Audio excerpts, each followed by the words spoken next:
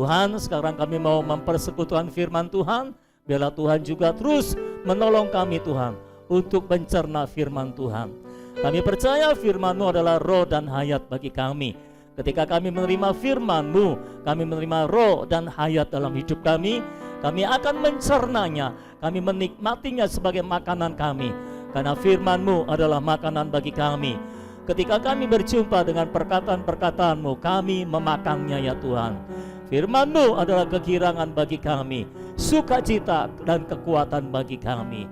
Tuhan, berbicaralah bagi kami, sebab kami semuanya siap mendengarkan firman Tuhan dan siap menerima saluran hayat ilahi di tengah-tengah kami. Pakai kami semua untuk membicarakan pembicaraan Allah dan untuk menyalurkan hayat Allah di tengah-tengah kami, sehingga kami semua bertumbuh di dalam hayat ilahi.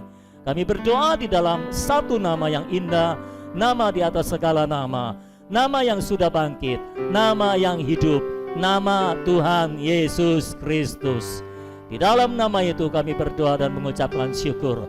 Dan semua kita yang mengatakan bahwa Dia hidup, mari sama-sama kita katakan amin. Haleluya. Haleluya. Puji nama Tuhan. Saudara boleh duduk.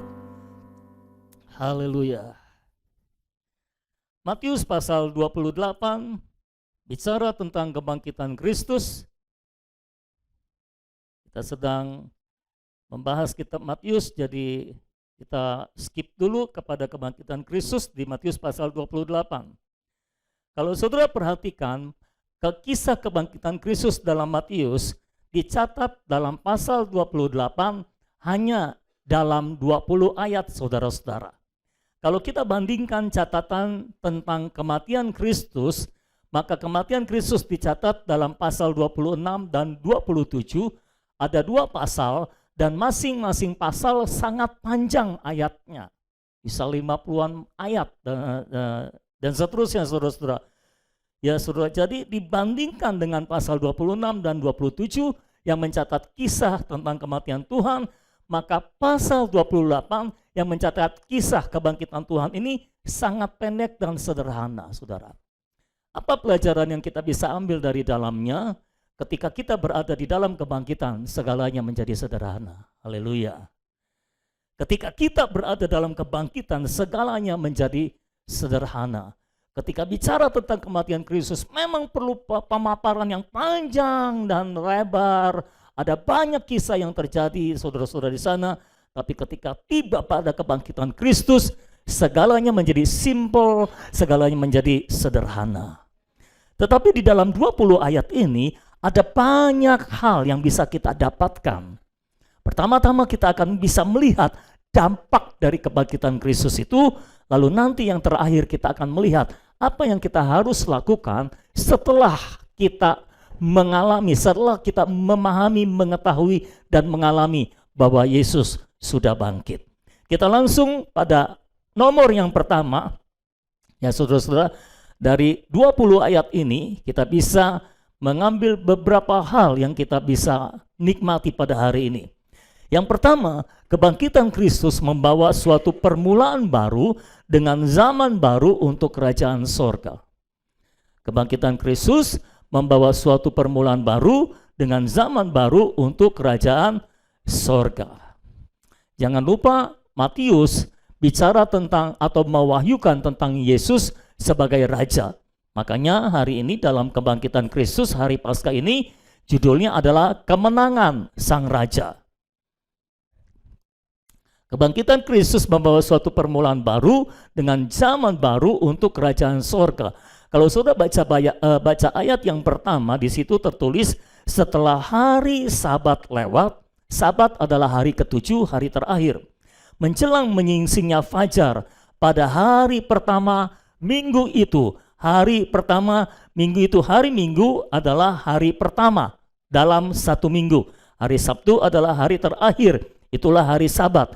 Pergilah Maria Magdalena dan Maria yang lain menengok kubur itu. Dan kita tahu ketika Maria Magdalena dan Maria yang lain itu ada di sana, Yesus sudah tidak ada di dalam kubur. Karena Yesus sudah bangkit. Kapan Tuhan Yesus bangkit? Pada hari pertama minggu itu. pada hari pertama minggu itu, saudara harus mengerti ketika Tuhan bekerja, Tuhan tidak bekerja sembarangan. Kapan dia mati, kapan dia bangkit, itu ada rencananya, itu ada maknanya saudara-saudara. Itu sebabnya mengapa Tuhan Yesus harus bangkit pada hari pertama minggu itu. Ini menandakan sebuah permulaan yang baru. Ini menandakan suatu permulaan yang baru. Zaman yang baru yang Tuhan bawa setelah kebangkitan Kristus, yaitu zaman kerajaan sorga. Ketika Kristus bangkit, dia menjadi raja di atas segala raja. Dan dia bisa mendirikan kerajaan sorga. Dia bisa memulai kerajaan sorga. Itu sebabnya kebangkitan Kristus terjadi pada hari pertama minggu itu. Ini menandai datangnya zaman yang baru. Datangnya sebuah permulaan yang baru, yaitu zaman kerajaan sorga. Amin, saudara-saudara. Jadi Yesus bangkit pada hari pertama minggu itu. Ini menandai datangnya suatu permulaan yang baru. Saya harap ketika kita memperingati hari Paskah pada hari ini, kita memperingati kebangkitan Kristus, kita semua menyadari bahwa kita sudah masuk pada permulaan yang baru. Saya harap mungkin ini seperti di-refresh ya, disegarkan. Ayo kita memasuki kembali permulaan yang baru di dalam Tuhan. Ayo kita disegarkan kembali di dalam Tuhan. Kita memasuki sebuah permulaan yang baru dengan Tuhan. Mungkin waktu-waktu yang lalu saudara sudah mempersembahkan diri saudara kepada Tuhan. Tapi hari ini, biarlah hari ini menjadi sebuah permulaan yang baru lagi. Komitmen yang baru lagi. Kesadaran yang baru lagi. Bahwa kita ini adalah umat kerajaan yang harus hidup di dalam hukum kerajaan yang tepat, saudara-saudara. Ayo kita mulai komitmen yang baru. Ayo kita memulai hari yang baru. Ayo kita memulai sebuah permulaan yang baru kembali bersama dengan Tuhan. Hari ini biarlah permulaan yang baru itu di-refresh kembali oleh Tuhan. Ya saudara-saudara, disegarkan kembali oleh Tuhan. Sehingga pada hari ini juga kita menjadi orang-orang Kristen yang sama sekali baru. Amin saudara. Kita tidak lagi hidup di dalam alam yang lama, alam Taurat, tapi kita hidup di dalam alam yang baru, alam kerajaan, alam kebangkitan, saudara-saudara. Dulu hidup kita penuh dengan aturan, penuh dengan keribetan, tapi ketika kita pindah alam di dalam alam kebangkitan, semuanya menjadi sederhana. Amin, saudara-saudara. Semuanya menjadi simple dan enggak perlu banyak hal yang diribetkan. Karena kita hidup dalam alam kebangkitan. Amin. Ayatnya cuma 20 ayat saudara-saudara. Amin. Haleluya. Oke, yang kedua, kebangkitan Kristus menggoncangkan bumi dan mengatasi semua kuasa yang berusaha menghalangi. Kebangkitan Kristus menggoncangkan bumi. Bumi adalah tumpuan pemberontakan iblis. Berarti kebangkitan Kristus menggoncangkan tumpuan dari pemberontakan iblis. Dan kebangkitan Kristus juga mengatasi semua kuasa yang berusaha menghalangi. Ayat 2 berkata, maka terjadilah gempa bumi yang hebat, sebab seorang malaikat Tuhan turun dari langit dan datang ke batu itu dan menggulingkannya, lalu duduk di atasnya. Haleluya. Pada waktu kedatangan Yesus yang pertama, kelahiran Yesus yang pertama, ditandai dengan datangnya malaikat juga dari sorga turun ke bumi. Kebangkitan Kristus adalah kelahiran Kristus yang kedua. Ini semacam kelahiran kembali. Sama seperti kita, kelahiran pertama kita dilahirkan dari orang tua kita secara jasmani, betul? Tapi kelahiran kedua kita itu adalah kebangkitan kita yang baru, kita dilahirkan secara rohani oleh benih ilahi. Nah, kebangkitan Kristus adalah kelahiran Kristus yang kedua seperti kelahiran kembali kita, saudara-saudara. Dan di dalam kelahirannya yang kedua, di dalam kebangkitannya, ditandai dengan malaikat juga turun dari sorga, turun ke bumi. Menyampaikan kabar gembira yang kedua, yang jauh lebih besar kabar gembiranya, saudara-saudara. Ya. Ayat yang kedua, terjadilah gempa bumi yang hebat, sebab seorang malaikat Tuhan turun dari langit dan datang ke batu itu dan menggulingkannya, lalu duduk di atasnya. Ketika terjadi gempa bumi, itu menunjukkan bahwa kebangkitan Kristus menggoncangkan bumi dan bumi adalah tumpuan pemberontakan iblis. Artinya saudara-saudara, iblis tidak berdaya menghadapi kebangkitan Kristus. Iblis dengan kuasa mautnya berusaha menahan Kristus di dalam kematian. Tapi iblis tidak bisa menahan Kristus di dalam kematian. Kuasa hayat jauh lebih besar daripada kuasa kematian, saudara-saudara. Kristus tidak bisa ditahan oleh maut. Kristus tidak bisa ditahan oleh penderitaan. Dia menerobos maut dan dia bangkit dari antara orang mati. Kristus tidak bisa ditahan oleh maut. Kristus tidak bisa ditahan oleh pemberontakan iblis, oleh maut. Dan dia juga mengatasi semua kuasa yang berusaha menghalangi. Karena malaikat itu menggulingkan batu itu, saudara. Batu yang ditaruh di depan kubur Yesus adalah usaha manusia untuk menghalangi kebangkitan Kristus. Ditaruh batu yang besar, batu yang sangat berat untuk menutup kubur Yesus supaya tidak ada yang mencuri mayat Yesus. Karena belum Tuhan Yesus sudah memberitahu pada hari yang ketiga aku akan bangkit. Jadi semua ahli agama takut kalau Tuhan Yesus bangkit. Tapi mereka tidak percaya kalau Tuhan Yesus bangkit. Karena sebelum Tuhan Yesus bangkit, nggak pernah ada orang yang bangkit dari antara orang mati. Itu sebabnya mereka berpikir, jangan-jangan nanti murid-muridnya akan mencuri mayat Yesus. Lalu mereka bilang Yesus bangkit. Makanya ditaruh batu yang besar dan dimeterai. Itu bukan sembarang batu. Itu batu yang dimeterai sehingga siapapun yang membuka batu itu akan bisa berurusan dengan pemerintah Roma, saudara-saudara.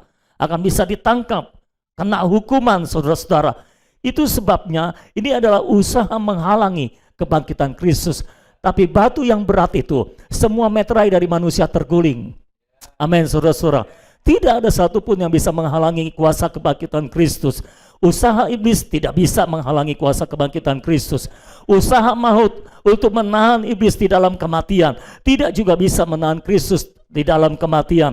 Kristus tetap bangkit. Dan usaha manusia dengan segala penghalang dan meterainya juga digulingkan oleh malaikat Tuhan. Ini menunjukkan kuasa kebangkitan Kristus berada di atas segala kuasa iblis, segala kuasa maut, dan semua kuasa kerajaan yang ada di atas muka bumi ini, saudara-saudara. Kebangkitan Kristus mengatasi segalanya sehingga tidak ada satupun yang bisa menghalangi kuasa kebangkitan Kristus. Tidak iblis, tidak maut, tidak juga pemerintahan yang berkuasa pada saat itu. Kuasa kebangkitan Kristus mengatasi iblis, mengatasi maut, dan mengatasi semua kerajaan yang ada di atas muka bumi ini. Amin, saudara-saudara. Yang ketiga, kebangkitan Kristus mendatangkan ketakutan berat bagi yang tidak percaya, namun mendatangkan sukacita besar bagi yang percaya. Bilang amin dong. Amin. Kebangkitan Kristus mendatangkan ketakutan berat bagi yang tidak percaya, namun mendatangkan sukacita besar bagi yang percaya. Apakah saudara adalah orang-orang yang percaya? Berarti seharusnya saudara bersukacita pada hari ini, karena hari ini Tuhan Yesus telah bangkit. Amin. Ayat 4, dan penjaga-penjaga itu gentar ketakutan dan menjadi seperti orang-orang mati. Para penjaga mewakili orang-orang yang tidak percaya. Ketika Kristus bangkit, yang menghantui mereka adalah ketakutan, kegentaran. Mereka menjadi seperti orang-orang mati. Ini menunjukkan ketakutan yang sangat berat, saudara-saudara. Sampai mereka menjadi seperti orang-orang mati. Belum mati sih, tapi sudah menjadi seperti orang-orang mati. Jadi bagi orang-orang yang tidak percaya pada waktu itu, kebangkitan Kristus membuat mereka takut, sangat takut dan gentar, saudara-saudara. Apalagi para penjaga itu terlibat untuk menganiaya Tuhan Yesus pada waktu itu. Ayat 5, akan tetapi malaikat itu berkata kepada perempuan-perempuan itu, yang ketakutan sangat adalah para penjaga. Tapi masalahnya para penjaga itu adalah orang-orang yang tidak percaya. Apakah Maria Magdalena dan Maria yang lain itu ketakutan juga? Ya, ketakutan juga karena ada gempa bumi, saudara-saudara. Ya. Ayat 5 berkata, akan tetapi malaikat itu berkata kepada perempuan-perempuan itu. Padahal ayat sebelumnya yang dicatat ketakutan berat adalah para penjaga, Tapi malaikat itu tidak berkata kepada para penjaga, tapi malaikat itu berkata kepada para perempuan, janganlah kamu takut. Nah, kepada para penjaga yang ketakutan kok malaikat nggak ngomong? Karena mereka orang tidak percaya. Tuhan tidak berurusan dengan orang yang tidak percaya, karena kita adalah anak-anaknya, jadi dia berkata kepada kita anak-anaknya. Kalau bukan anaknya ketakutan, Tuhan nggak ngomong jangan kamu takut. Tapi kalau saudara sekarang sedang ada ketakutan, Tuhan datang kepada saudara dan berkata, jangan takut. Amin. Kalau saudara hari ini takut kurang makan, takut kurang minum, takut kurang pakaian, takut ini, takut itu, takut mati, takut nggak dapat jodoh, janganlah kamu takut. Saya tahu sebelah saudara jangan takut. Lalu malaikat itu melanjutkan, sebab aku tahu kamu mencari Yesus yang disalibkan itu. Ia tidak ada di sini, sebab ia telah bangkit. Sama seperti yang telah dikatakannya. Sama seperti yang telah dikatakannya. Mari lihatlah tempat ia berbaring, dan segeralah pergi dan katakanlah kepada murid-muridnya bahwa ia telah bangkit dari antara orang mati. Saudara-saudara, Tuhan itu kalau bangkit dia membuktikan. Malaikat suruh Maria Magdalena dan Maria yang lain itu melihat tempat ia berbaring, sudah tidak ada mayat Yesus di situ. Lalu malaikat melanjutkan, ia mendahului kamu ke Galilea, di sana kamu akan melihat dia. Sesungguhnya aku telah mengatakannya kepadamu. Ayat 8 perhatikan. Mereka segera pergi dari kubur itu dengan takut dan dengan yang besar. Dan berlari cepat-cepat untuk memberitahukannya kepada murid-murid Yesus. Ini agak aneh sebetulnya saudara-saudara pernyataannya. Mereka berlari dengan takut dan dengan sukacita yang besar. Jarang ada orang yang takut tapi sukacitanya besar. Ini agak paradoks saudara.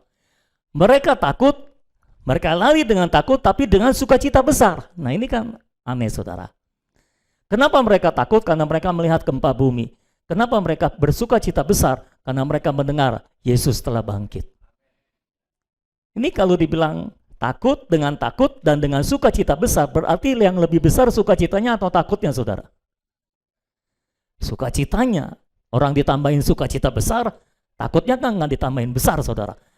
Artinya berita tentang kebangkitan Kristus mengalahkan ketakutan mereka akan gempa bumi saudara-saudara. Mungkin ada orang-orang Kristen yang sedang ketakutan, tapi ketika saudara mendengar berita tentang kebangkitan Kristus, seharusnya berita tentang kebangkitan Kristus itu memunculkan sukacita yang besar dalam hati saudara, dan sukacita itu mengalahkan ketakutan yang ada. Amin saudara.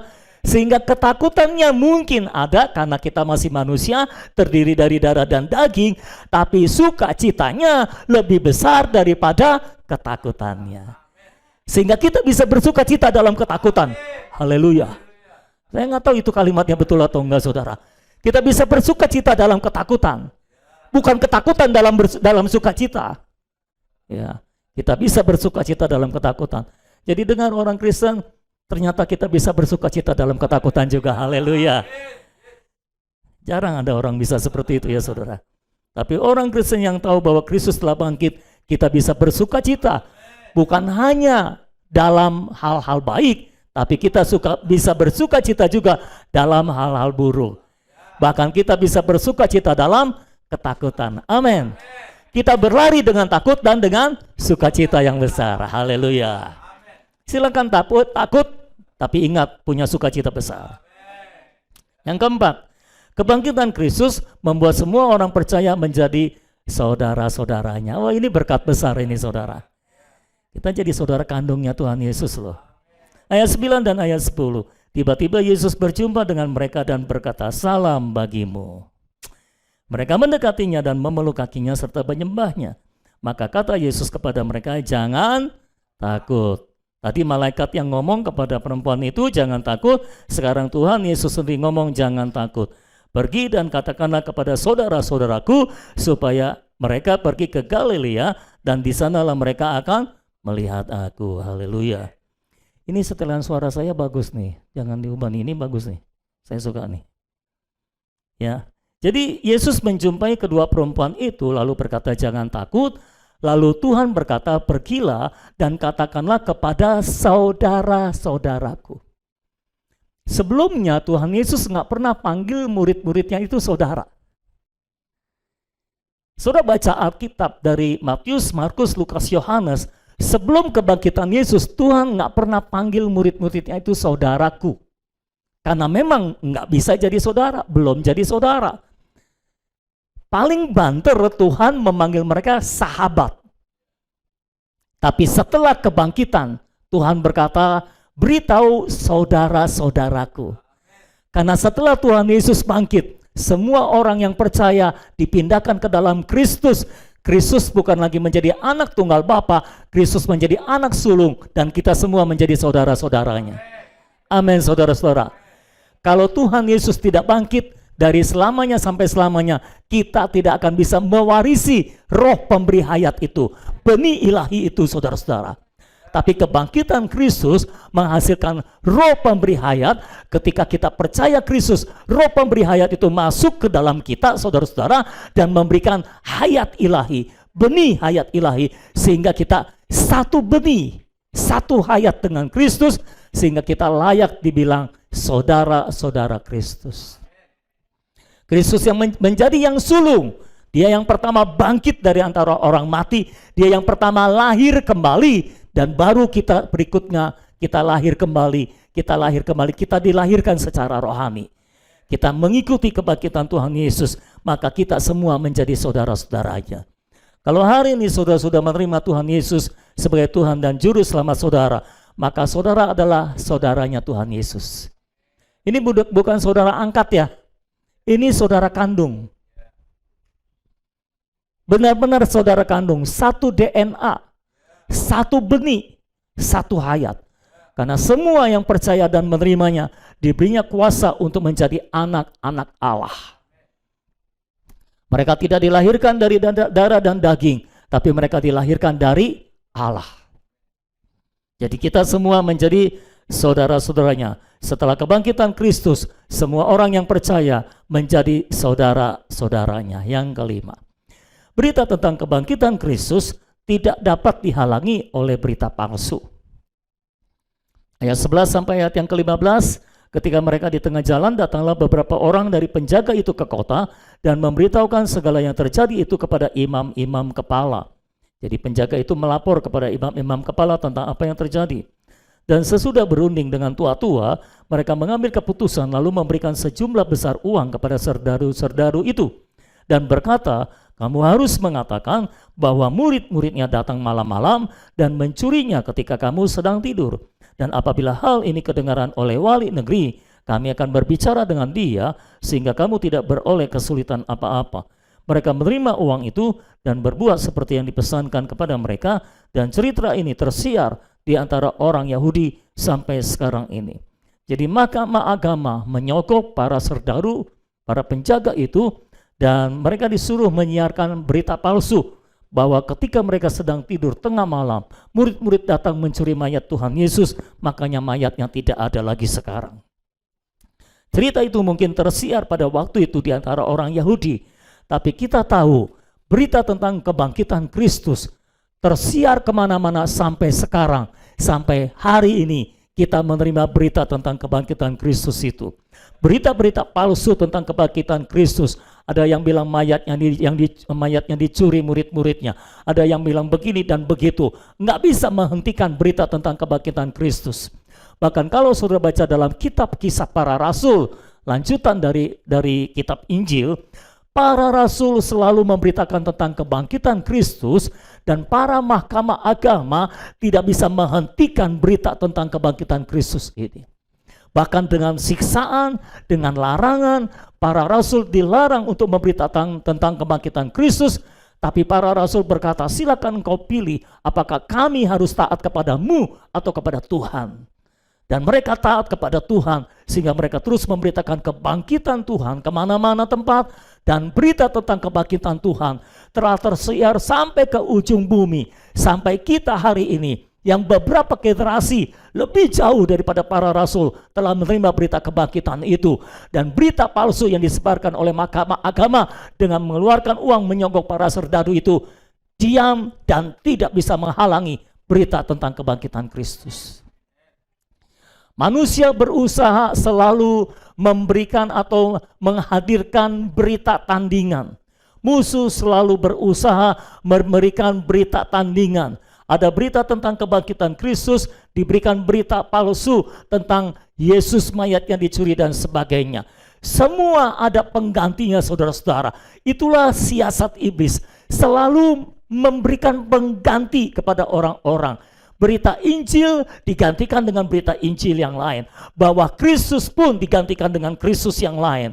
Ini kita harus hati-hati. Itu sebabnya, tapi saya percaya betapapun usaha musuh untuk menggantikan berita yang asli dengan berita yang palsu, saya percaya berita yang asli akan tersebar dan berita yang palsu tidak bisa menghalangi berita yang asli itu tersebar. Saya percaya betapapun iblis berusaha menggantikan berita Injil dengan berita yang palsu, saya percaya berita Injil akan menang atas berita palsu.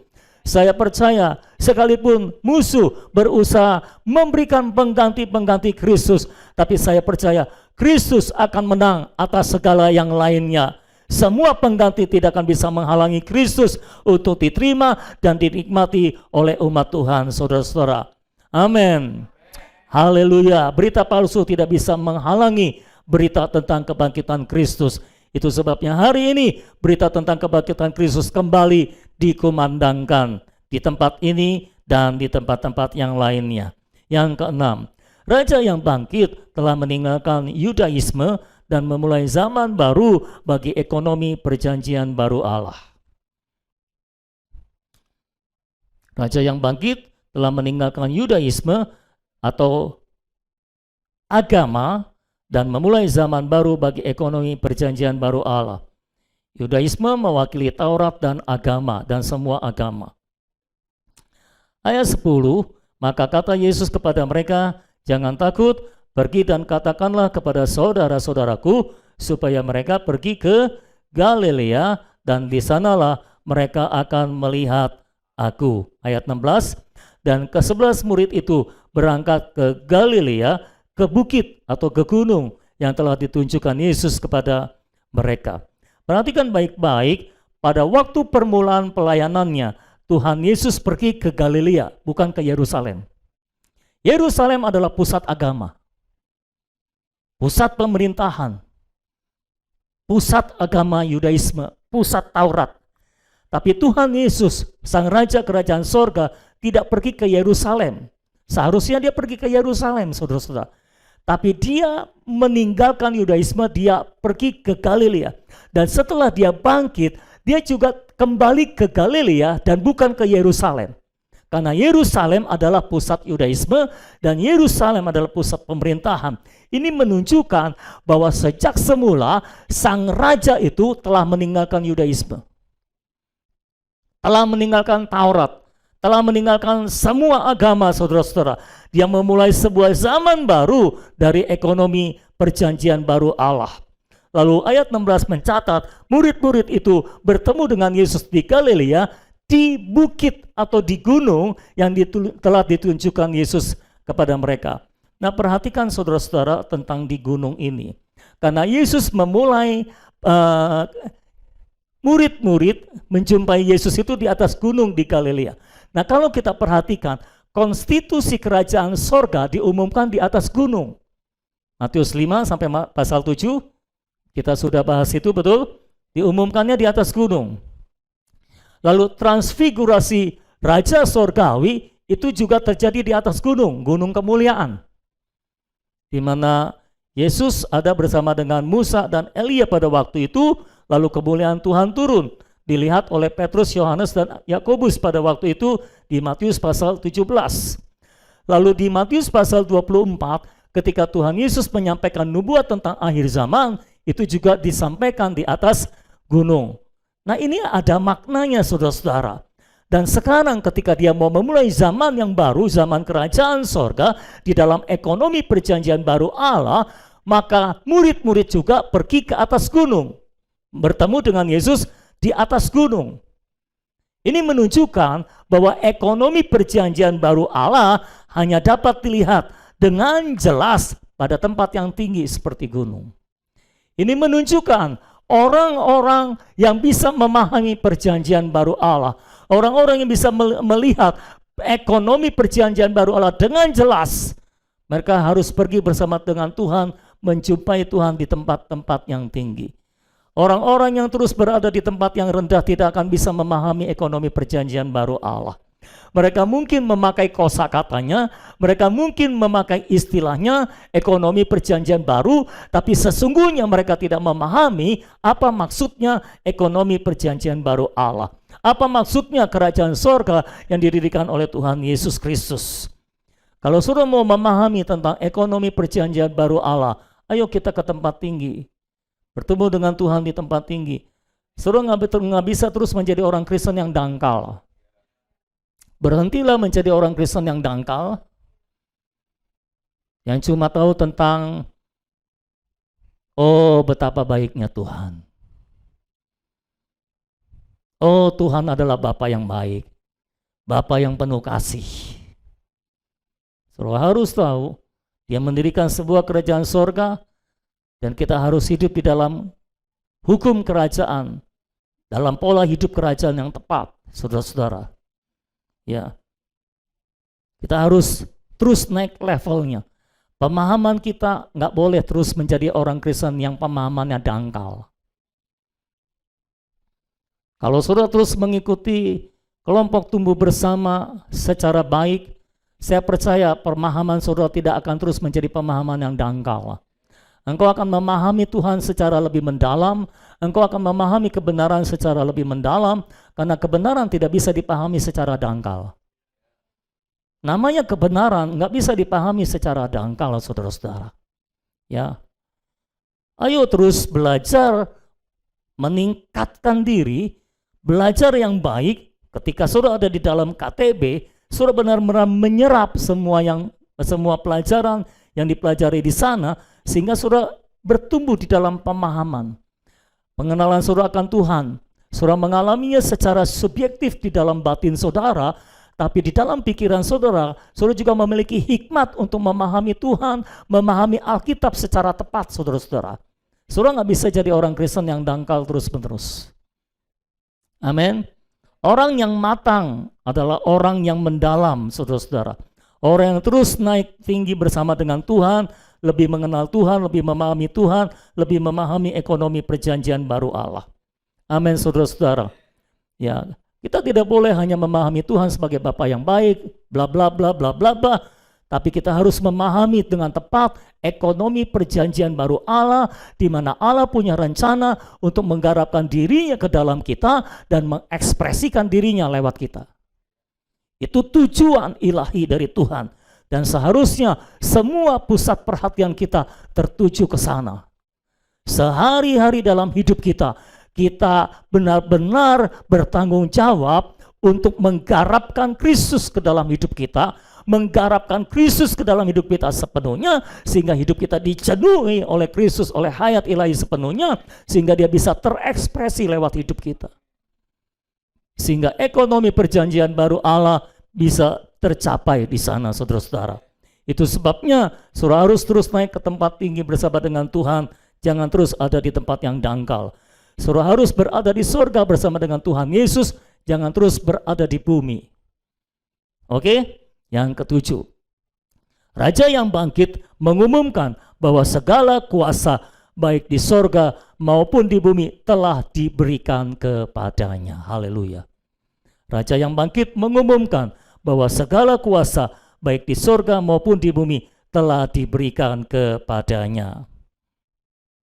Ayat 18 berkata, Yesus mendekati mereka dan berkata, kepadaku telah diberikan segala kuasa di surga dan di bumi. Artinya semua kuasa baik di surga dan di bumi telah diberikan kepadanya. Artinya dia ini sudah dinobatkan menjadi raja yang memiliki segala kuasa di surga maupun di bumi. Setelah kebangkitannya dan kenaikannya, maka Tuhan Yesus telah dinobatkan oleh Allah sendiri menjadi raja di atas segala raja. segala kuasa di sorga dan di bumi telah diberikan kepadanya. Di dalam keilahiannya sebagai anak tunggal Allah, Tuhan memang telah memiliki segala kuasa atas segala sesuatu, saudara-saudara. Namun di dalam keinsaniannya sebagai anak manusia dan raja dari kerajaan sorga, jadi dia menjadi raja secara insani. Segala kuasa di sorga dan di bumi diberikan kepadanya setelah ia bangkit. Jadi setelah Tuhan Yesus bangkit, dia sudah layak menjadi raja. Kenapa? Karena segala kuasa baik yang di sorga maupun di bumi telah diberikan kepadanya. Ketika Yesus berkata, kepadaku telah diberikan segala kuasa di sorga dan di bumi. Ini sekaligus menjadi sebuah pengumuman bahwa segala kuasa yang diperlukan untuk Tuhan Yesus menjadi raja kerajaan sorga telah diberikan kepadanya. Itu sebabnya kerajaan sorga telah bisa dimulai setelah kebangkitan Kristus. Kerajaan sorga telah bisa didirikan di atas bumi setelah kebangkitan Kristus. Karena raja yang memegang segala kuasa di sorga dan di bumi sudah ada. Ya saudara-saudara, sudah ada. Dan pengikutnya sudah ada. Murid-muridnya itu loh. Tapi memang belum cukup banyak. Dan itu sebabnya di dalam nomor yang selanjutnya, poin yang ke-8, raja yang bangkit itu menyampaikan amanat agungnya. Jadi inilah permulaan kerajaan sorga setelah kebangkitan Tuhan Yesus Kristus. Rajanya diumumkan dulu, segala kuasanya sudah diberikan kepada sang raja. Lalu sang raja memberikan amanat agung kepada para murid untuk mencari rakyatnya, untuk mengumpulkan rakyatnya dari mana-mana tempat, saudara-saudara. Itu sebabnya sang raja menyampaikan amanat agungnya kepada semua murid-muridnya yang ada.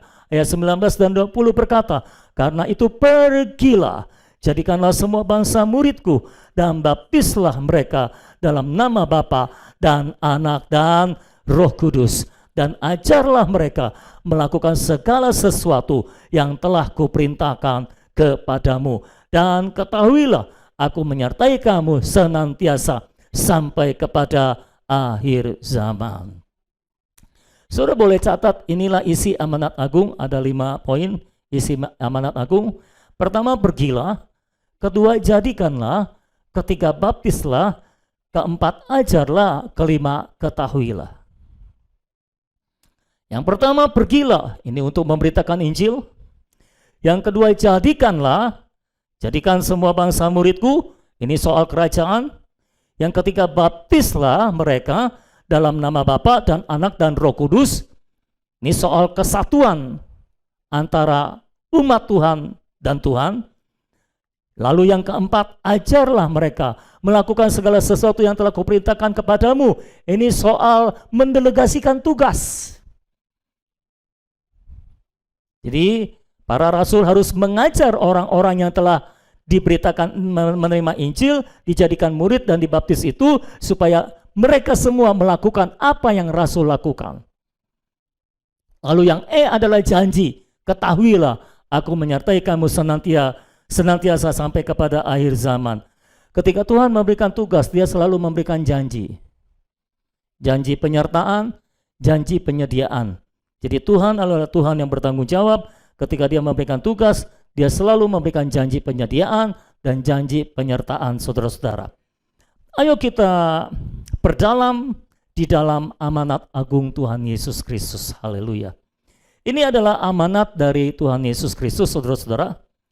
Dan ini adalah amanat dari Raja Kerajaan Sorga yang bangkit pada hari ini. Pergilah. Inilah perintah dari Tuhan Yesus Sang Raja. Pergilah untuk memberitakan Injil. Ayat lain berkata, pergi ke seluruh dunia. Beritakan kepada segala makhluk. Apa yang diberitakan? Kebangkitan Kristus. Apa yang diberitakan? Salib Kristus. Apa yang diberitakan? Kenaikan Kristus. Apa yang diberitakan? Karya penebusan Kristus. Apa yang diberitakan?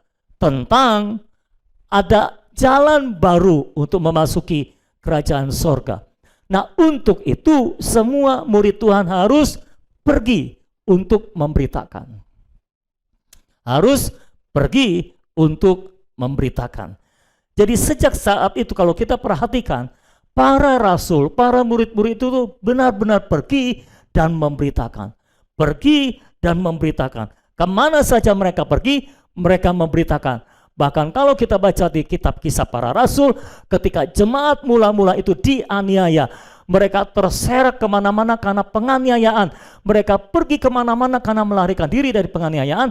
Tapi kemanapun mereka pergi karena penganiayaan, mereka tetap memberitakan Injil di sana. Jadi kemana mereka pergi, mereka memberitakan Injil. Sepertinya itu sudah menyatu dalam pikiran dan hati mereka. Kalau mereka pergi, pasti dalam konteks memberitakan Injil. Kalau kita perginya enggak ya saudara ya? Ada yang iya. Sedikit lah ya. Tapi jemaat mula-mula ketika mereka pergi, mereka selalu berpikir dalam konteks pemberitaan Injil. Bahkan mereka pergi karena dianiaya, mereka tetap memberitakan Injil. Ini kan unik saudara. Ya, ini kan jarang. Kalau kita pergi karena penganiayaan, ya pergi tak kembali lagi gitu saudara.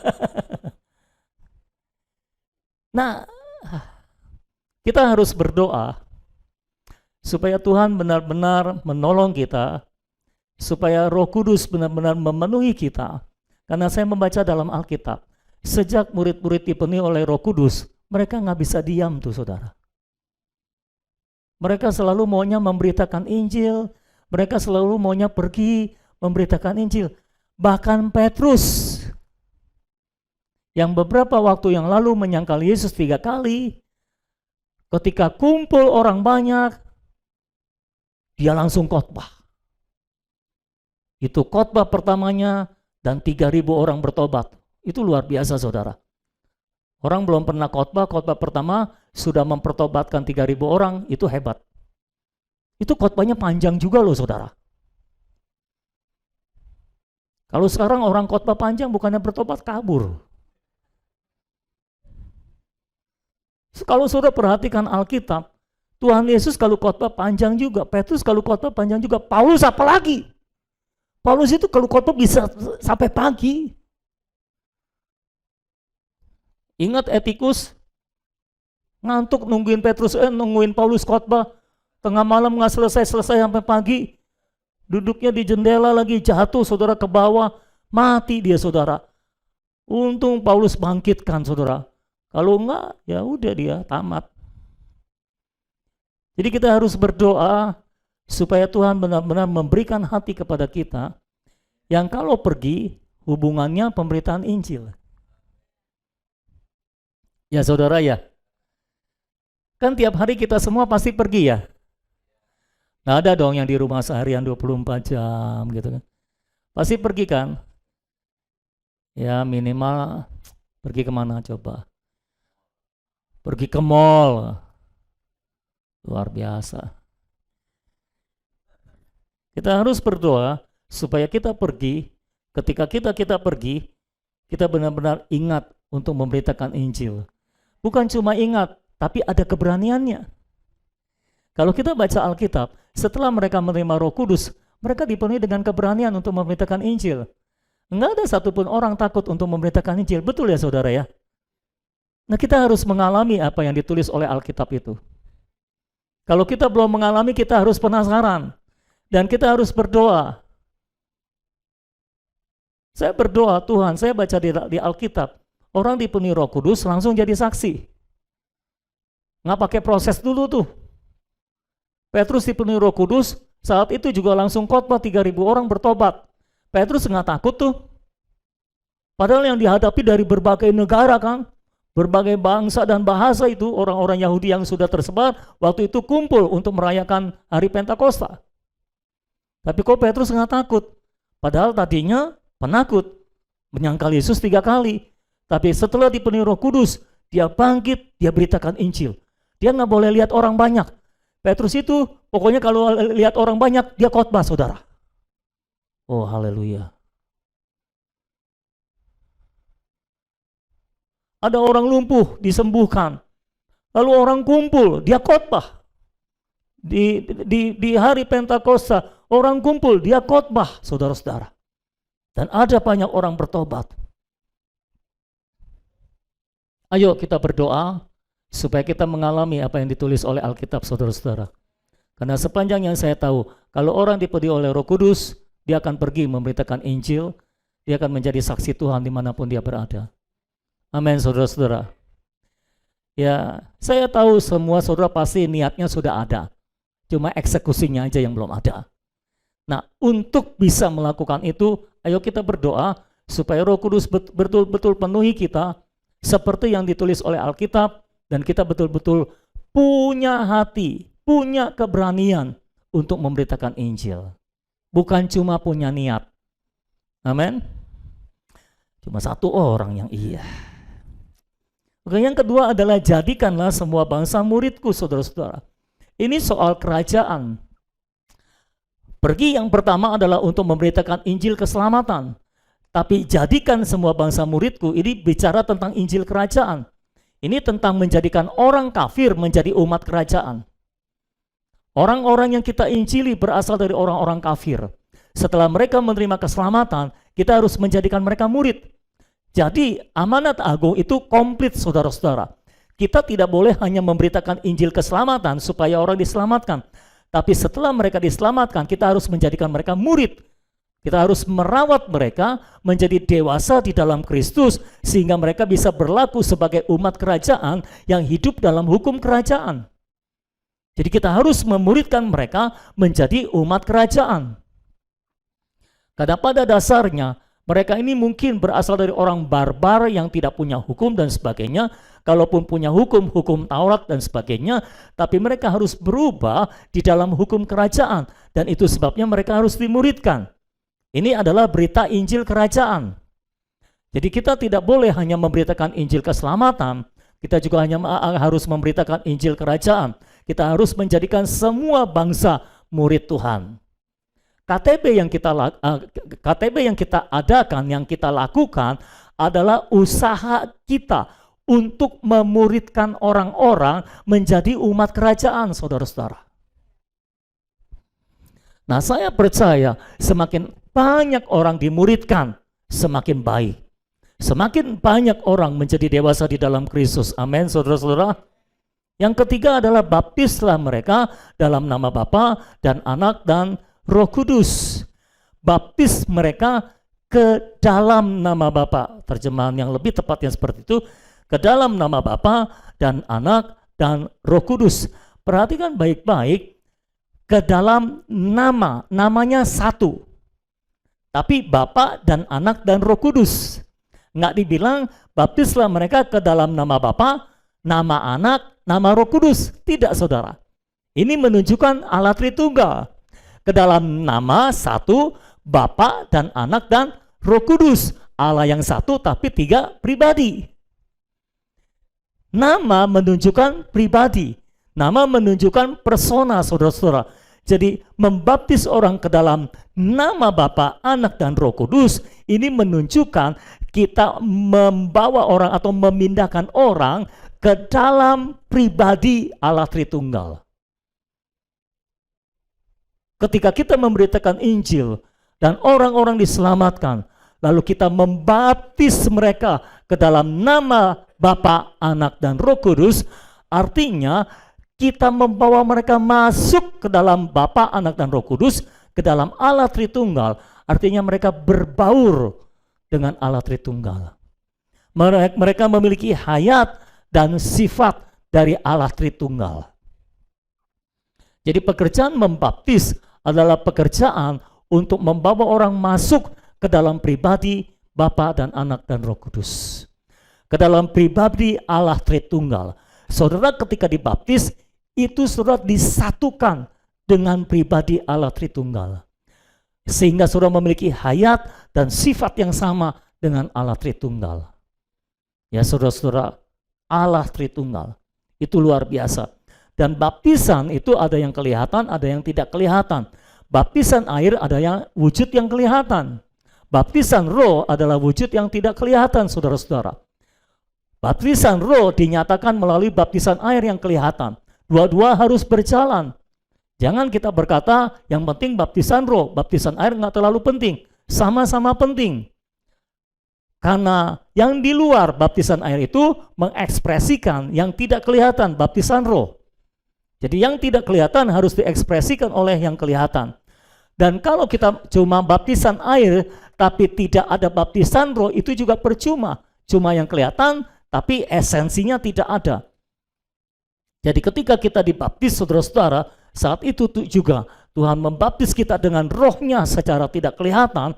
Membaptis dengan Roh Kudus adalah membaptis ke dalam tubuh Kristus. Jadi kita semua disatukan di dalam tubuh Kristus, menjadi satu tubuh dengan Kristus.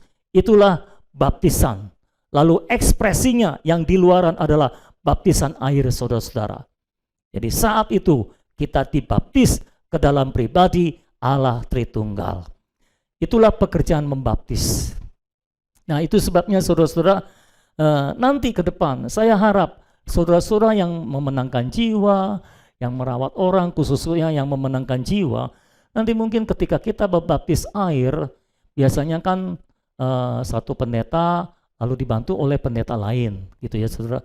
Tapi ke depan nanti saya mau ada satu pendeta, karena menurut organisasi yang membaptis harus pendeta, tapi pendampingnya bukan pendeta lagi, tapi pendampingnya adalah orang yang memenangkan orang itu.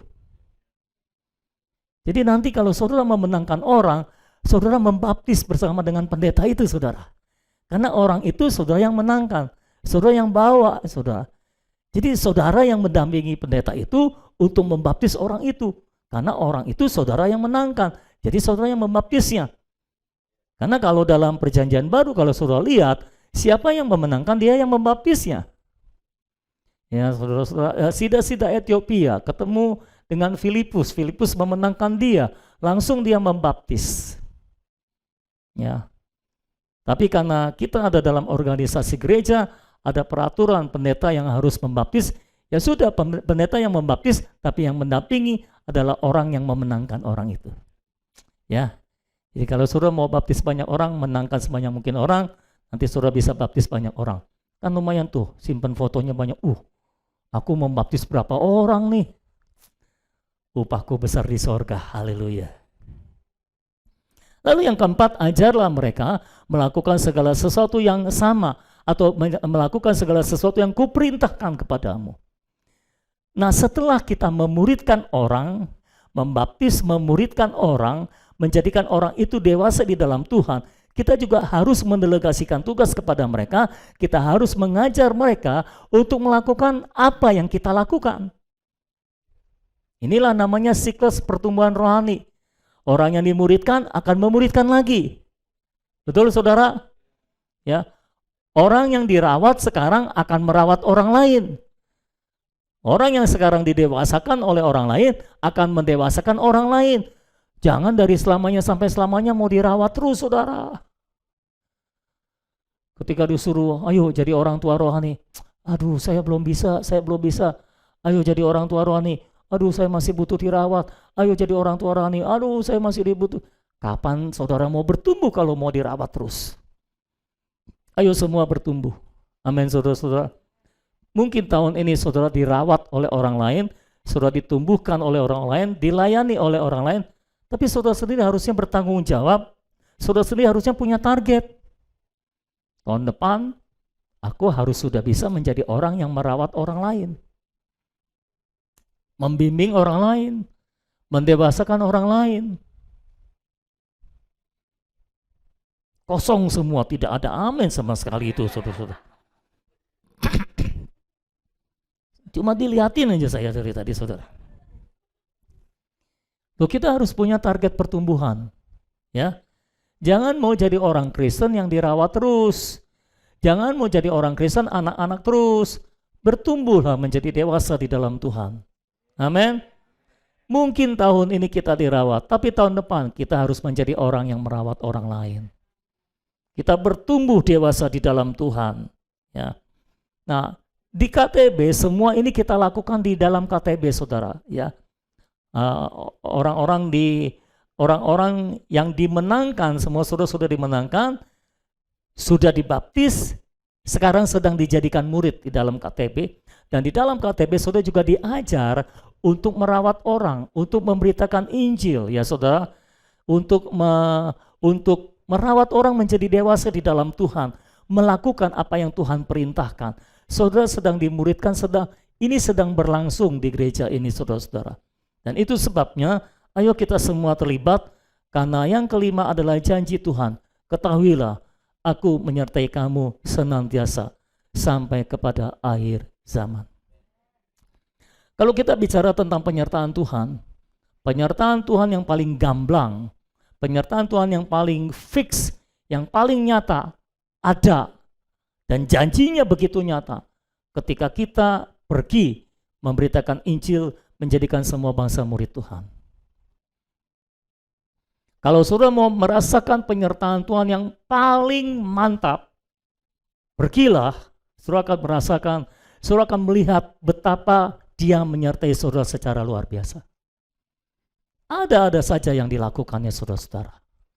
Baca Alkitab saudara, ketika Paulus memberitakan Injil, ada saja yang Tuhan lakukan untuk melindungi Paulus, untuk menolong Paulus dan sebagainya, dan menyertai Paulus dengan tanda-tanda heran dan mujizat. Saudara mungkin pernah baca Alkitab, tanda-tanda ini akan menyertai orang-orang percaya. Kamu akan menumpangkan tangan atas orang sakit dan orang sakit akan sembuh. Kapan saudara bisa melakukan itu? Ketika saudara memberitakan Injil. Ya.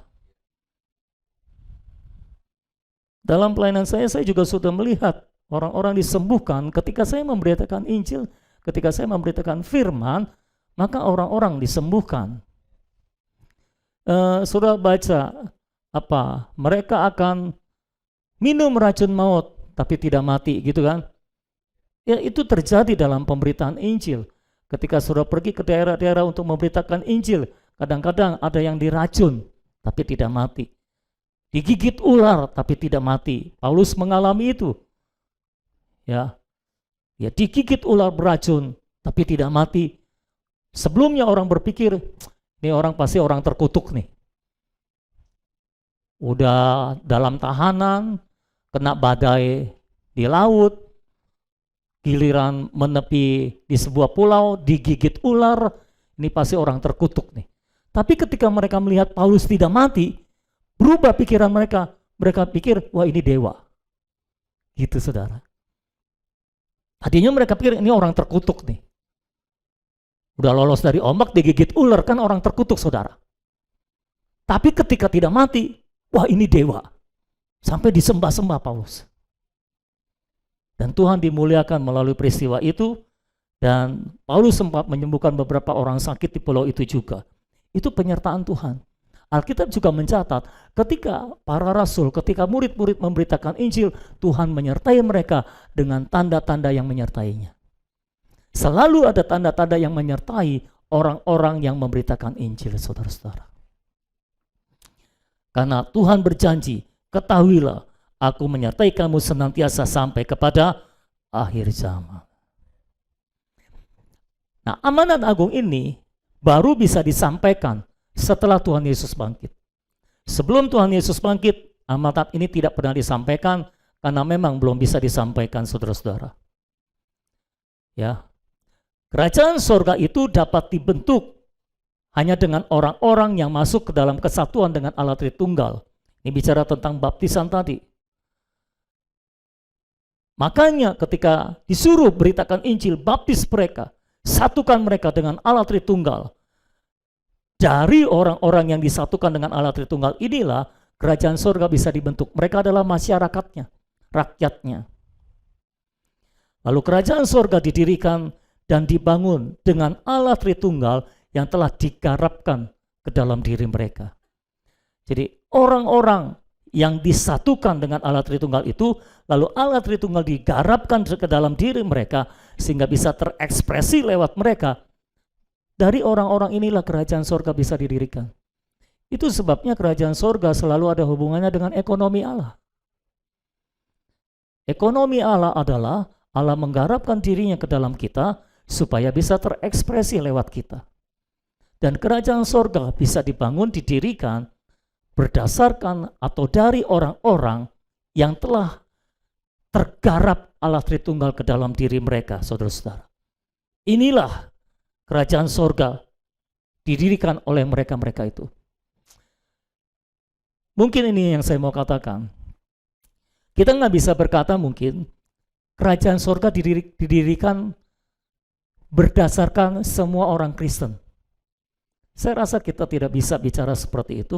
Kerajaan sorga hanya bisa didirikan dan dibangun oleh orang-orang yang Allah Tritunggal tergarap ke dalam diri mereka dan terekspresi. Artinya orang-orang yang mengalami ekonomi perjanjian baru Allah ini, di mana mereka disatukan dengan Allah Tritunggal, lalu Allah Tritunggal tergarap ke dalam diri mereka, lalu melalui diri mereka Allah Tritunggal terekspresi.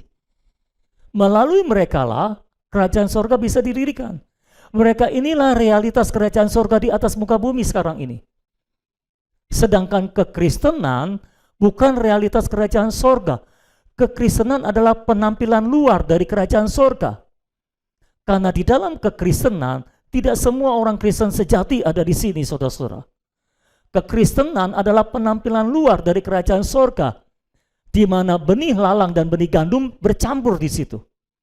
Tapi realitas kerajaan sorga adalah benih gandum. Benih gandum di mana Allah Tritunggal tergarap ke dalam diri mereka dan terekspresi melalui mereka. Inilah realitas kerajaan sorga dan inilah yang namanya gereja. Kalau yang masih ada percampuran benih lalang dan gandum, itu bukan gereja namanya, itu kekristenan.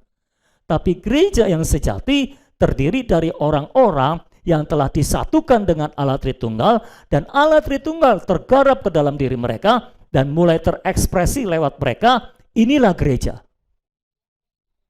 Jelas ya saudara ya? Ini gereja, inilah yang namanya realitas kerajaan sorga. Kekristenan bukan realitas kerajaan sorga. Itu cuma penampilan luar kerajaan sorga. Orang berpikir sorga berhubungan dengan kekristenan.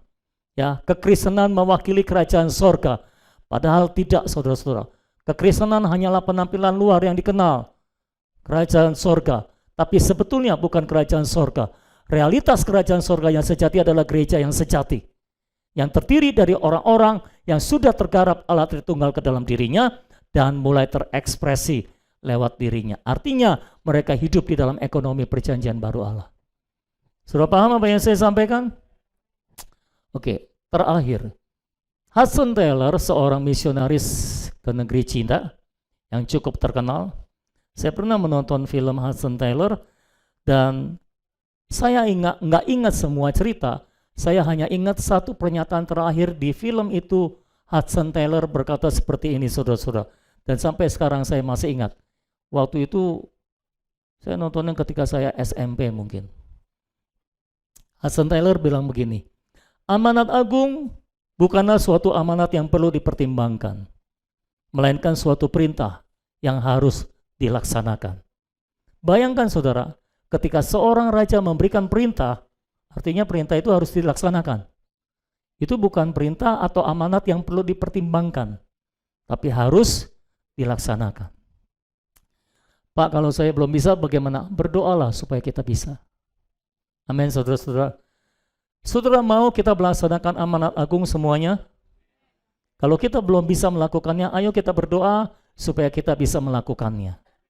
Biarlah Tuhan membelas kasihani kita, memberikan anugerahnya kepada kita, sehingga kita menjadi orang-orang yang melaksanakan amanat agung.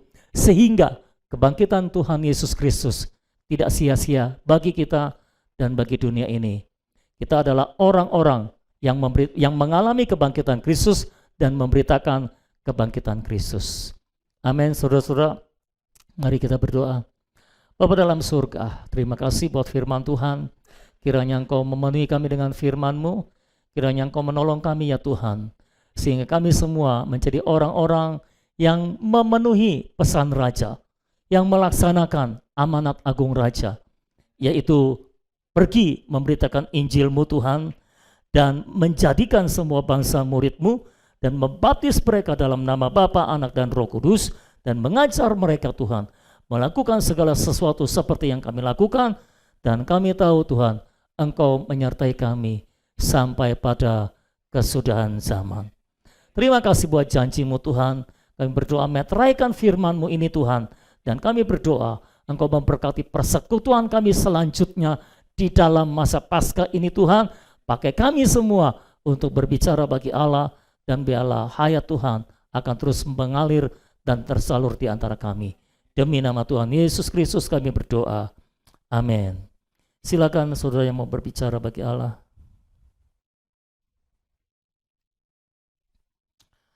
Haleluya. Oke.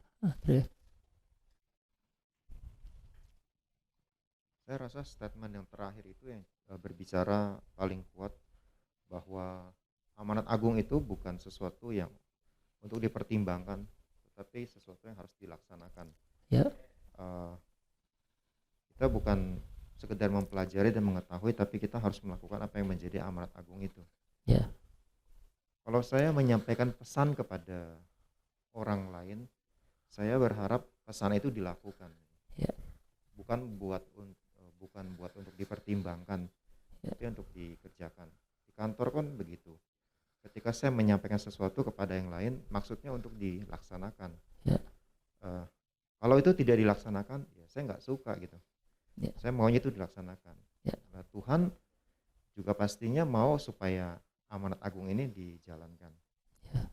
Tapi entah kenapa, kalau sekarang berkaca dengan kondisi saat ini, saya sih belum sampai melaksanakan amanat agung itu dengan seharusnya gitu.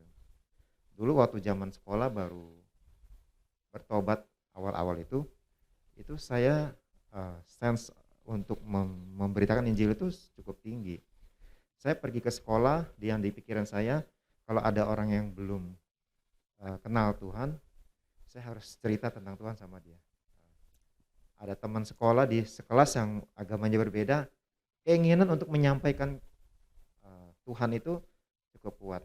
Di perjalanan pulang dari sekolah ke rumah, teman jalan saya itu belum kenal Tuhan, saya cerita Tuhan sama dia. Nah, saya berdoa biar ini menjadi sebuah gaya hidup yang saya jalani lagi.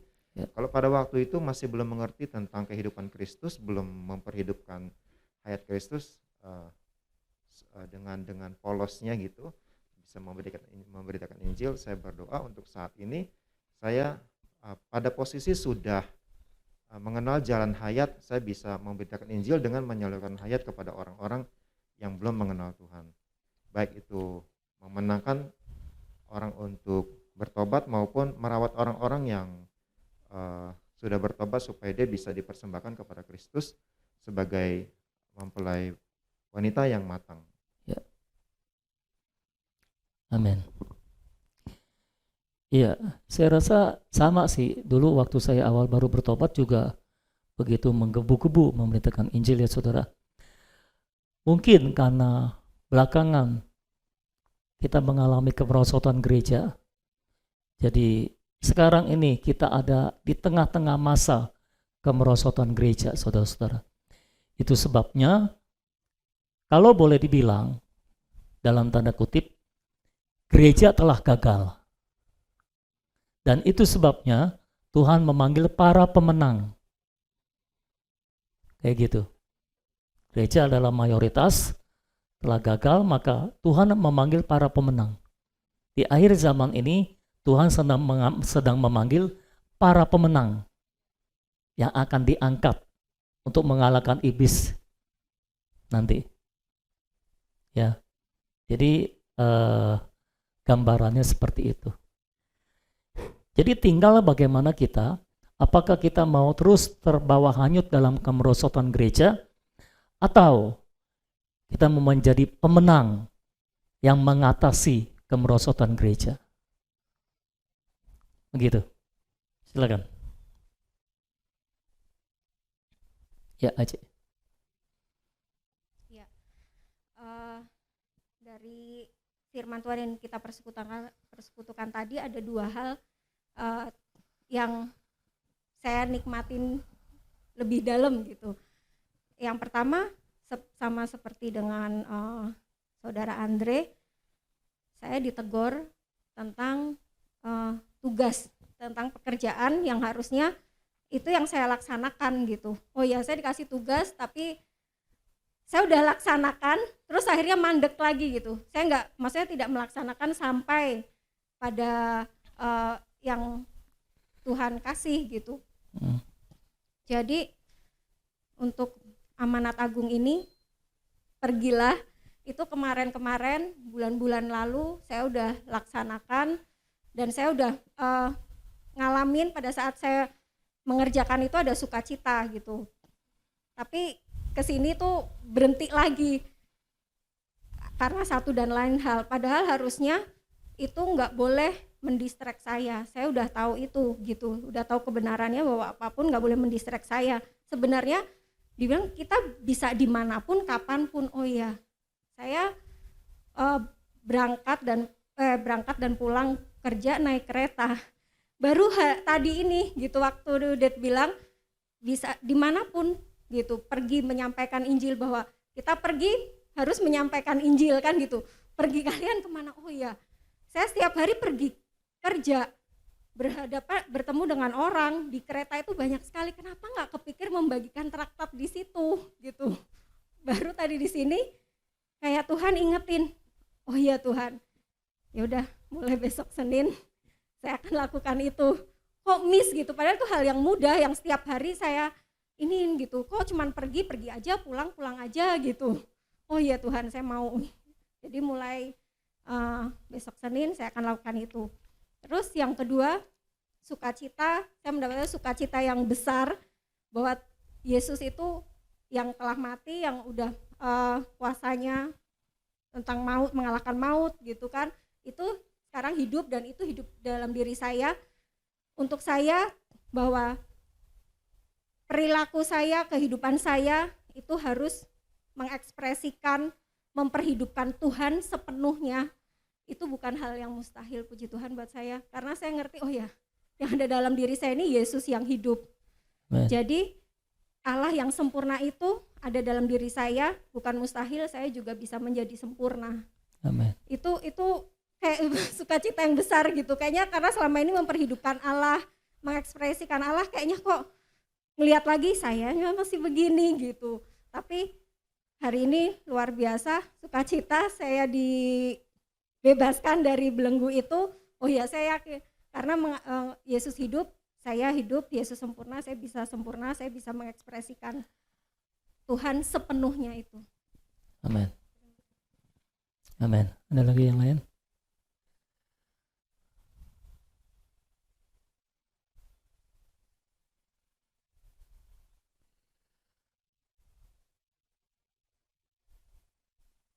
Ya, silakan.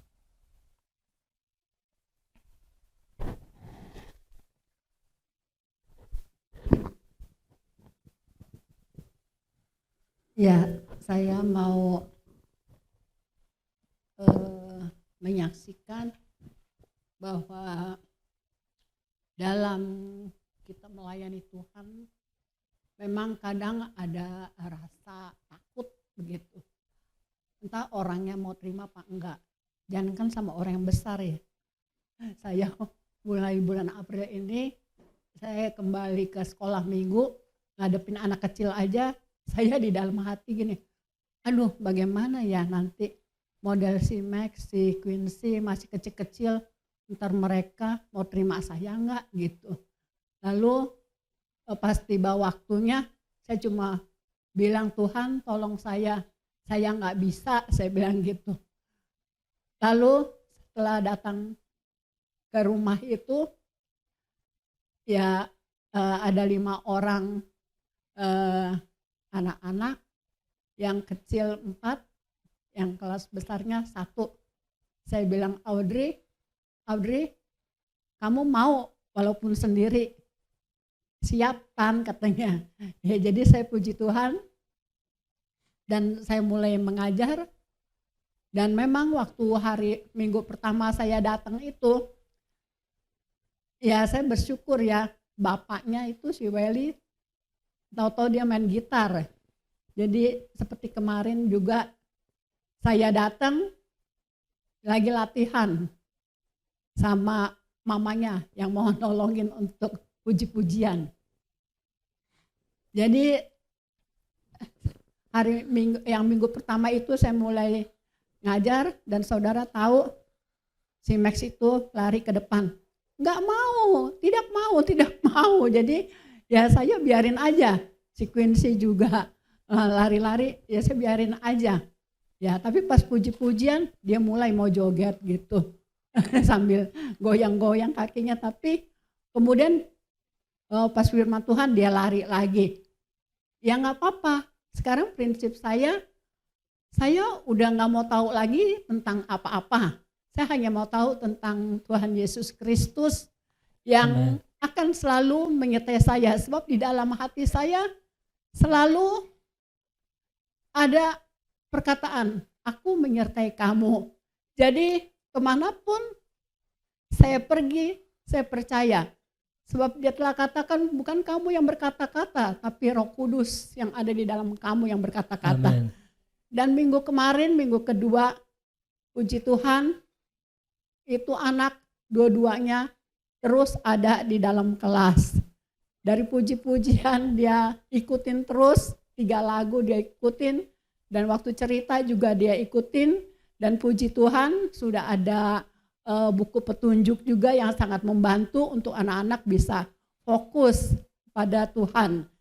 Dan waktu tuh anak keluar, dia bilang, Max mau sekolah minggu dulu ya, Max mau sekolah minggu dulu ya. Jadi biar Tuhan sendiri melawat anak-anak ini. Walaupun masih kecil, saya selalu berprinsip satu orang saja yang menjadi itu adalah satu kesukaan yang besar bagi saya. Amen. Jadi di dalam melayani Tuhan, kita nggak perlu takut, walaupun memang rasa takut itu kadang ada. Tapi rasa takut disertai sukacita yang besar. Amen. Kalau kita masih bisa untuk melayani Tuhan, masih dipakai oleh Tuhan, itu adalah satu kesukaan yang besar. Amen. Dan di dalam rumah itu juga ada, kalau hari Sabtu kumpul anak-anak mantu juga, maka saya percaya biarlah semuanya juga boleh dilawat oleh Tuhan dan kembali beribadah untuk bersama-sama terus berbakti kepada Tuhan. Tuhan Yesus akan memberkati kita semua. Amen. Dan pada waktu hari Jumat juga saya ada diajak ke gereja yang besar, ya.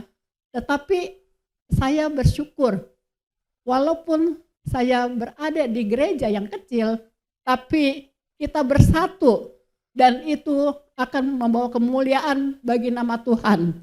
Daripada saya ada di gereja yang besar tetapi terpecah belah, tetap biarlah kita yang ada di sini, justru kita akan menjadi pola bagi gereja-gereja yang lain untuk kemuliaan bagi nama Tuhan.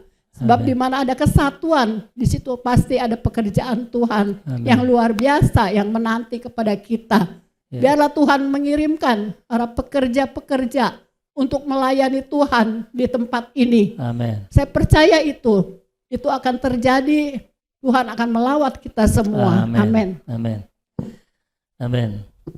Ini panggilan juga kepada semua saudara, supaya saudara-saudara khususnya yang belum terlibat pelayanan, ayo terlibat pelayanan. Ya, kalau belum ada yang mengakomodasi pelayanan di sini, minimal saudara bisa memenangkan orang dan merawat orang. Pokoknya saudara terlibat pelayanan lah, gitu ya. Itu yang saya bilang, ketika kita melayani, ketika kita memberitakan Injil, selalu ada penyertaan Tuhan. Ada saja yang Tuhan kerjakan. Ya, saudara akan melihat penyertaan Tuhan secara real di situ. Ya. Oke, ada lagi yang lain mau bicara, silakan.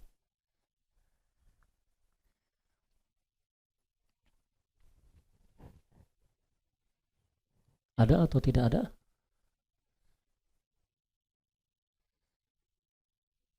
Oke, kalau tidak ada, mari kita berdoa bersama-sama. Haleluya. Oh, haleluya. Haleluya. Amin. Amin. Haleluya, haleluya, haleluya. Terima kasih Tuhan Yesus. Engkau Allah yang ajaib Tuhan. Engkau Allah yang luar biasa Tuhan. Engkau telah bangkit dari kematian Tuhan. Tuhan, kuasa maut tidak bisa menghalangi Engkau Tuhan. Kuasa iblis Tuhan tidak bisa menghalangi kebangkitan-Mu Tuhan. Bahkan kuasa semua pemerintahan manusia ini juga tidak bisa menghalangi kebangkitan-Mu Tuhan. Terima kasih karena Engkau telah bangkit bagi kami Tuhan. Dan karena Engkau telah bangkit Tuhan, kerajaan sorga bisa didirikan. Karena kepadamu Tuhan telah diberikan semua kuasa di sorga dan di bumi Tuhan. Dan Tuhan sebagai Raja yang telah bangkit, Engkau telah memberikan amanat agung itu kepada kami Tuhan, beserta dengan janji penyertaan-Mu Tuhan. Tuhan, kami berdoa sebagai gereja Tuhan di tempat ini. Kami berdoa sebagai tubuh Kristus. Kami berdoa ya Tuhan, curahkan Roh Kudus-Mu bagi kami ya Tuhan, supaya kami bisa menjadi saksi-Mu Tuhan. Engkau berkata ya Tuhan, tetapi kuasa itu akan turun jika Roh Kudus turun ke atas kamu, dan kamu akan menjadi saksiku di Yerusalem, di Yudea, Samaria, sampai ke ujung bumi. Kami percaya ketika Roh Kudus turun atas kami Tuhan, kami akan menjadi saksi Tuhan. Oh Tuhan Yesus, kami bersyukur Engkau yang telah mati bagi kami, Engkau yang telah hidup bagi kami, bangkit bagi kami, Engkau yang telah naik ke sorga bagi kami. Bahkan ketika Engkau ada di sorga, Engkau berdoa bagi kami Tuhan. Kami percaya sekarang pun Engkau berdoa bagi kami Tuhan, agar kami dibangkitkan menjadi saksi Tuhan, yang berkuasa Tuhan, memberitakan Injil Tuhan. Karena Injil adalah kekuatan Allah yang dapat menyelamatkan setiap orang yang percaya. Haleluya. Amin, amin, amin. Amin. Haleluya. Dia hiduplah, Dia hiduplah, duduk di sebelah kanan Allah Bapa. Dia hiduplah, Dia hiduplah, sembahyang buat anak-anaknya. Dia hiduplah, Dia hidup. Amin, amin. Allah Bapa, Dia hiduplah, Dia hiduplah, sembahyang buat anak-anak. Dengan sungguh-sungguh katakan amin, amin, amin. Duduk di sebelah kanan Allah Bapa. Dia hiduplah, Dia hiduplah, sembahyang buat anak-anak. Dia hiduplah, Dia hiduplah, Dia hidup, Dia hidup, Dia duduk di sebelah kanan Allah Bapa. Oh, Dia berdoa bagi kita semua. Dialah imam besar kita. Dia hiduplah, duduk buat anak-anak. Lagi katakan Dia hiduplah.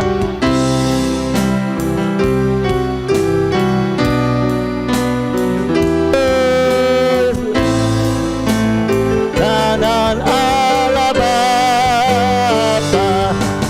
Dia hiduplah, Dia hiduplah, sembahyang buat anak-anaknya.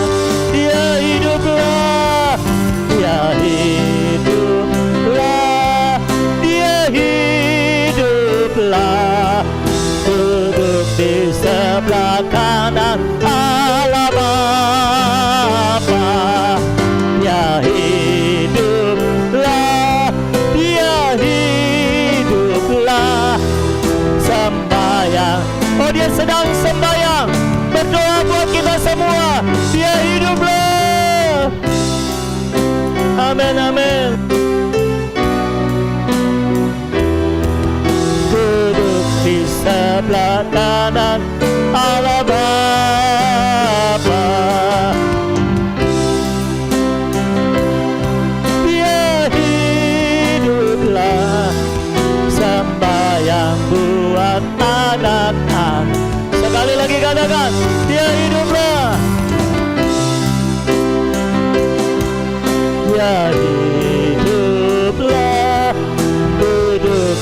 sebelah kanan Allah Bapa. Dia hiduplah, dia hiduplah, sembahyang buat anak-anaknya, sembahyang buat anak-anak. Amin. Terima kasih Tuhan. Sembahyang buat anak-anaknya. Mari kita bersyukur kepada Dia, saudara. Setelah Dia bangkit, Dia naik ke sorga, duduk di sebelah kanan Allah Bapa.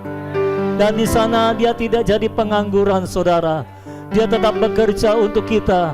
Dia menjadi imam besar kita. Dia berdoa bagi kita, mengurus perkara kita di hadapan Bapa. Oh Tuhan Yesus, sungguh Engkau hidup, sungguh Engkau hidup. Engkau bukan hanya hidup, Engkau bekerja bagi kami Tuhan. Engkau bekerja di dalam kami. Bahkan ketika Engkau ada di sorga, Engkau bekerja bagi kami Tuhan, menjadi pengacara bagi kami Tuhan. Oh Tuhan Yesus, Engkaulah pengacara kami di sorga, mengurus perkara kami dengan Bapa. Engkaulah pengacara kami di dalam kami Tuhan, mengurus segala perkara kami Tuhan.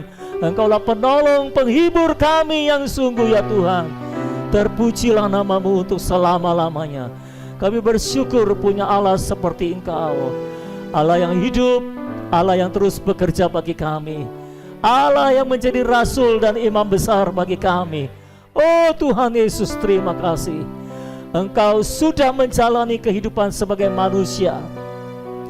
Engkau sudah dicobai, hanya tidak berbuat dosa Tuhan. Itu sebabnya Engkau mampu menolong kami ketika kami dicobai Tuhan. Engkau mengerti perasaan kami, Engkau mengerti kelemahan-kelemahan kami Tuhan. Engkau imam besar yang mengerti kami, Engkau imam besar yang mengerti semua kelemahan kami. Dan Engkau imam besar yang bisa menolong kami saat kami dicobai. Hari ini kami menghadap tata kasih karunia Allah dengan penuh keberanian Tuhan. Dan kami membawa semua kehidupan kami, semua perkara kami, semua kelemahan kami Tuhan di hadapan Tuhan. Dan kami percaya kami akan menerima rahmat dan pertolongan tepat pada waktunya Tuhan. Semua hal yang kami butuhkan akan Engkau berikan bagi kami, dan pertolongan yang tepat pada waktunya akan Engkau ulurkan, Engkau berikan kepada kami ya Tuhan. Terima kasih Tuhan buat semuanya. Kami bersyukur, kami bersuka cita karena Tuhan Yesus kami adalah Tuhan Yesus yang hidup dan duduk di sebelah kanan Allah Bapa, memerintah dari sorga dan memerintah di dalam roh kami. Kami serahkan hidup kami dalam tangan Tuhan. Kami serahkan seluruh jemaat Tuhan di tempat ini dalam tangan Tuhan. Semuanya ada dalam penjagaan perlindungan ilahi, dalam penghiburan ilahi, dalam damai sejahtera dan sukacita ilahi, dalam berkat ilahi ya Tuhan. Semuanya Tuhan, Engkau berkati dengan berkat-berkat sorgawi-Mu. Terima kasih Tuhan. Kami berdoa dan kami bersyukur di dalam nama yang ajaib, nama yang hidup, nama yang sudah bangkit, nama yang kepadanya semua kuasa di langit dan di bumi telah diberikan kepadanya. Nama di atas segala nama, nama yang kepadanya setiap lutut akan bertelut dan setiap lidah akan mengaku Yesus Kristus adalah Tuhan bagi kemuliaan Allah Bapa. Di dalam nama itu kami berdoa. Haleluya. Dan semua kita yang bersyukur dan memuja nama itu, mari sama-sama kita katakan amin. Puji nama Tuhan. Haleluya. Haleluya. Selamat Paskah. Tuhan Yesus hidup. Selamat siang semuanya.